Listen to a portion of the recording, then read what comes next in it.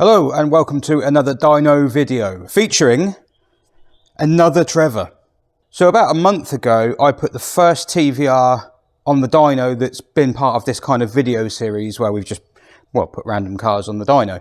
It was the first TVR that had gone on. It was an S. If you haven't seen it, the link is one of the corners there. Basically that was a 2.8 litre Ford V6 engined S, and it did well. No, I'm not going to spoil it, but it did well. I mean, it didn't do well, it did badly, but relatively speaking it did very well. Does that make sense? You'll have to watch it. Today we have turned up the wick slightly. We've turned it up to 11 because that's one more than 10. This is a Griffith 500. So we are going straight into the full fat Griffith. We're not even starting at the 4 litre and going via the 4.3. This is it. This is the 500. This is the biggest engine that TVR made in a production car. Do you count the Speed 12 as a production car? I don't think you can. Well, can you? There is one on the road in its original form, but was that a one-off thing? Maybe it went through IVA. I don't know. Basically, in terms of their, they didn't mass produce anything, but in terms of their sort of higher volume sales, this is the biggest engine TVR did. Not the most powerful engine TVR did, but it is the biggest in terms of CC. So the Griffith is a car that I absolutely love. I'm no shame on this. I'm not going to sugarcoat it. I love these, and if I had the money, I'd buy one because they're great. I have a Chimera, which is actually the same car underneath, but for my money, this just looks a lot better than a Chimera. I mean, a Chimera is a nice looking car, but I love these. These are just the styling of them. It's so simple that they're so smooth, yet it's unique. There's nothing else that looks like this. I think these are genius. I think these are one of the best looking British cars ever made. I'm willing to die on that hill. So the reason I've put this car on here today, I've been offered a few Griffith 500s since these videos have started coming out, because there are people who like TVRs who watch the content and they watch the dyno videos and they go, why are you dynoing like Peugeot 1.4s and things? Why don't you dyno my TVR? Well, I had in my head that if I was going to dyno a Griffith 500, I would quite like it to have been this one for two reasons. Number one, the owner is a nice man. Number two, it goes like honestly, this is, I mean, it won't do its book figures. Let's get straight into the spoiler alert.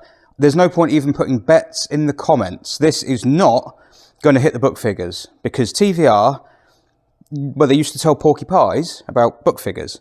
The chap who owns this, this is his only TVR he's ever had. I don't know how he drives it, but when I drive it, even today, and I've known this car for nearly 10 years, I think, maybe more than 10 years, and even today when I drive it, I think, God, that goes. It really is quick for one of these. And you're going to think, are you dumb? It's a Griffith 500. They're all quick. Well, they all go quite well, yes, but some of them aren't. They're really, really sort of hit and miss. They're a real mixed bag, 500s. I'll explain why in a sec, but I've driven many and I've had them on the dyno before. And there is one on the leaderboard online on the website that I think was about 250 horsepower, which is rubbish, basically. Now, I don't think that was a very good one. This just feels crazy fast.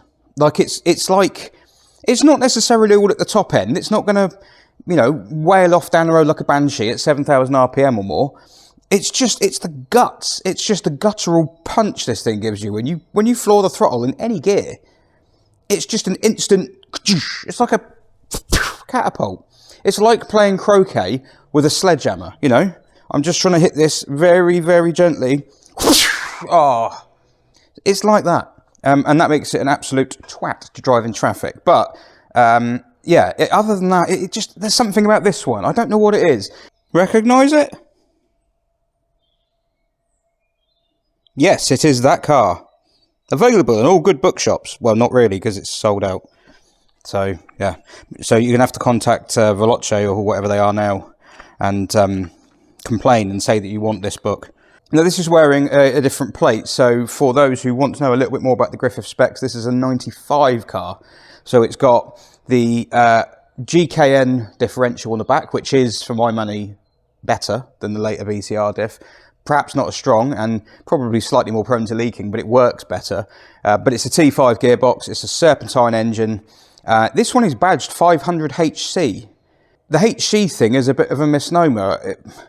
On very early Chimeras, the 4 litres, it probably did mean something, but I think by the time this came out, they were all HC spec, which stood for, well, some say it stands for high lift cams, some say it stands for high compression. Either way, 500s are all pretty much the same as far as tuning goes. I mean, there were probably some that had a bit more effort put into them than others, but as far as I know, this one should be representative of the breed. So under the rather funky bonnet, and the styling of the bonnet is just one of the great things about this car. You're going to like this. Up. And then back. So it rolls on these little wheels at the front to get it to tuck under the nose. And what you'll find, if you open the bonnet, anyone who's got a Land Rover, it's going to look fairly familiar. It's a Rover V8. Now, it's not just any Rover V8. This is a Rover V8 that has been breathed on fairly significantly by TVR Power. TVR Power was TVR's in-house engineering, engine building company. Still survive today as an independent company of TVR. I think they're just called Powers now. But yeah, they were TVR's original sort of engine builder, if you like. And they were the ones who came up with a lot of the specs and options and kind of, well, engine configurations that you see in these cars. I don't know where the power figures came from. I don't know if it was TVR Power or TVR's marketing that got the old porky pies. I'm imagining it was the marketing. But basically, this is a 3.9 litre Rover V8 with a custom crankshaft. The pistons are, I believe, machined down technically 4.2 pistons, which TVR referred to as a 4.3. Even things down to the crankshaft pulley on the front. Crankshaft pulley / vibration damper is balanced to the crankshaft. These are, enlarged valves, enlarged ports. The trumpets under here are fantastic. You've got 8 trumpets normally under that plenum cover there, and all they did is lock the top off. Didn't cut the bottom off and shorten them, so you kept the flare. They just chopped the top off. Well, there are some people that say that works better. I don't know why, but yeah, basically, it is a 3.9 litre Rover V8, but it's got a very much stroked crank on it. It's a much longer stroke engine than the 3.9, and that's why it has a punch when you give it the berries. This one is largely standard, and I say standard because what's standard on one of these? They're all handmade, sort of hand-tuned custom things, but that's the reason why they can vary so much. It's the reason why you get some good ones and some bad ones. This one is pretty much original, 66,000 miles on it. The crank in this is a crack cam in this, I should say, is a V8 Development Stealth Cam. The only other thing it's got here is a smooth bore intake, which, to be honest with you, probably doesn't make a huge amount of difference. The main reason people do these is because the originals get old and can collapse under vacuum and leak. So it's important that you have perfect airtight seal, especially on this bit, because it's after the MAF. This is running the Rover 14 CUX management system that you get on a Discovery, so it doesn't even do the spark. The spark is done by conventional distributor. It's got injectors, it's fuel injected, but it's a very, very simple system, really simple system. The other thing the Griffith has, which obviously most Rover V8s don't have, but you will see on other cars like the Chimera and the V8S and cars like that, the exhaust comes forward and around. So you've got this crazy Y-piece section here. This is all original, this is all standard. And basically, the exhaust sweeps forward and goes in front of the engine and then down and underneath so that the engine can go further back. Because the front wheels are there. So it's not even slightly mid-engined, it is well behind the front wheels, which is good for handling. These do handle well. Yeah, they're a handful. They can be a handful if you throw them around, but they do handle well. They're really underrated cars. So the book figure on one of these cars, you're going to love this, is 340 horsepower. Bearing in mind that the 4 litre, the 400 model, of which I own, albeit in a Chimera, is rated at 240 horsepower, but that is lies. They're normally around 200. If you consider that engine in a Discovery is about 180, 185, how much have they actually done to it to push it past the 200 mark and get it up to 240 to take to put an extra, what, 55 horsepower from a 4-litre Rover V8, naturally aspirated, still running the original management. Really? Nah, I don't think so. Obviously, this is more heavily modified than the 4-litre, or 3.9. So TVR came along and said, well, it's another 100 horsepower on top of that. Is it, though? No, it's not. That's bollocks. It's not. I don't think I've ever seen a standard one of these get more than 300. The highest Griffith I've had in here is a 4.3 big valve, which we might get back one day. That did 307. And that's, he's done a fair bit to that. I mean, not crazy. It's still on the original management and everything, but he's tinkered with that. That had a stealth cam. It had big valve heads from RPI, so it was probably a little bit more tuned than this, apart from the bottom end. Highest 500 I've had in standard, so down to the camshaft and everything, was 278 in a Chimera. So I'm intrigued to see where this one fits, because this just feels fast. It does feel fast. It would feel fast. Even if this had 240 horsepower, these cars weigh just over a ton, just over 1,000 kilograms. It's about 1,060 kilograms. If you have 250 horsepower, you're talking about 245, 243 bhp per ton. That's a lot. And, as was pointed out in the comments on the other TVR video we did, in fact it was Stupid Guy, no, not Stupid Guy, Stupid Videos, man, no, Stupid Bloke, Stupid Videos. He put it brilliantly, actually. The area under the graph. People forget about the area under the graph, and it's true. The area under the graph is really important. If you change the colours from the top to the bottom on a graph, if you plot a graph and you fill in the bit underneath the graph, how much of it is actually coloured in? It's the volume of it that's coloured in that actually tells you how much guts the car has, how much power it kind of has. It's not just a peak figure. And that's kind of what we learned with the S a little while ago. And again, it's going to be the same kind of thing with this. Even if the peak figure was 250, I bet there's a lot of coloured in area underneath that line. And that's what makes it feel so quick, you know. But I don't think it will be 250. I mean, I wouldn't be surprised. I've driven fast ones before and they've only made 250, 260. But I got a feeling this is more like 280. That's going to be my, I'm going to be positive. I'm going to go 285. You can guess if you want, but it won't be 340. So, yeah, this will be in a big minus figure online. Oh, and it makes a lot of noise. So I apologise if the microphones basically crack up and can't do it. It does make a lot of noise. I'll stop making noise and run this up. That's probably the best thing to do. I've never done this before, but I think maybe just want to hear it first. Might be enjoyable.